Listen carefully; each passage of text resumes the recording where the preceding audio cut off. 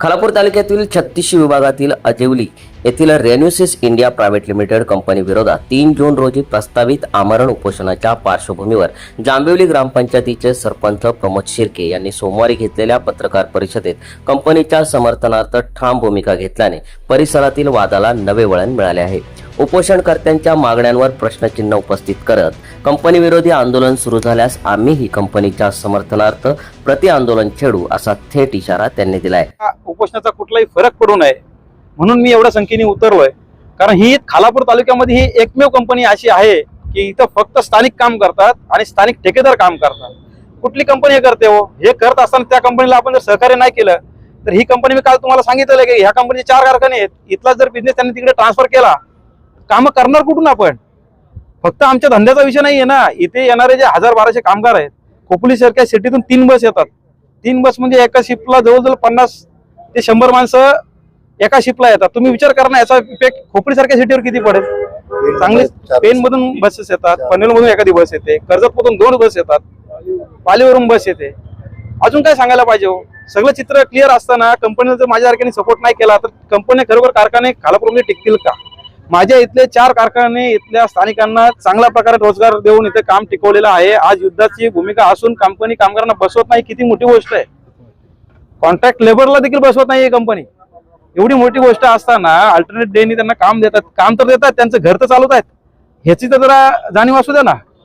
एकंदरीत गावच्या बाजूनी आणि माझ्या ग्रामस्थांच्या बाजूने शेवटपर्यंत या त्यांच्या उपोषणाला लढा देणार, विरुद्ध लढा मी देणार। हे जर उपोषण करत असतील तर कारवाई होण्यापर्यंत मी करणार। असं एक पाहता की ही इंडोस्पेस मध्ये जवळजवळ 7 ते 8 लाख स्क्वेअर फूटचं यांनी वाढवून घेतलेले आहे। हा जर 7 ते 8 लाखाचा जर टॅक्स आमच्या ग्रामपंचायतीला जर आला नाही ना तर आम्ही विकास पण 0 करू, विकासही होणार नाही गावामध्ये। इंडोस्पेस आम्हाला टॅक्स देते आणि रेन्युसिसने आम्हाला रोजगार दिलाय, खालापूरला रोजगार दिलाय, कर्जतला रोजगार दिलाय, पेनला रोजगार दिलाय आणि गाववाल्यांना परत धंदे दिलेत। याच्या पलीकडे ह्या अशा कंपनीला जर असे लोक विरोधात गेले आणि कंपनी जर चालू नाही राहिली तर आम्ही करणार काय? म्हणून माझा यांना 100% विरोध राहणार, हा माझा विरोध कायमचा राहणार। आव्हान करतो माझं आहेच ना, त्यांनी त्यांचं उपोषण करावं, आम्ही आमचं आंदोलन सुरू करू। तसेच रेन्युसिस कंपनीमुळे केवळ जांभिवलीच नव्हे तर खालापूर, कर्जत, पेन आणि पाली परिसरातील शेकडो युवकांना रोजगार मिळाला आहे। स्थानिक ठेकेदारांना कामे देण्यात आली असून अनेक कुटुंबांची उपजीविका कंपनीवर अवलंबून आहे। अशा परिस्थितीत काही मोजक्या व्यक्तींनी कंपनी विरोधी भूमिका घेणे योग्य नसल्याचे त्यांनी म्हटले आहे। दरम्यान 3 जून रोजी कंपनी विरोधी आमरण उपोषण सुरू झाल्यास त्याच दिवशी कंपनीच्या समर्थनार्थ ग्रामस्थ रस्त्यावर उतरतील अशी घोषणा सरपंचांनी केली आहे। त्यामुळे रेन्युसिस कंपनीच्या मुद्द्यावर आता गावात 2 स्पष्ट गट पडल्याचे चित्र निर्माण झाले असून उपोषण आणि प्रति आंदोलनामुळे परिसरातील वातावरण तापण्याचे चिन्हे दिसू लागले आहेत। 3 जून रोजी कंपनी विरोधी उपोषण आणि त्यासमोर कंपनी समर्थकांचे प्रति आंदोलन होणार असल्याने प्रशासनासमोर कायदा आणि सुव्यवस्थेचे आव्हान निर्माण होण्याची शक्यता व्यक्त केली जात आहे।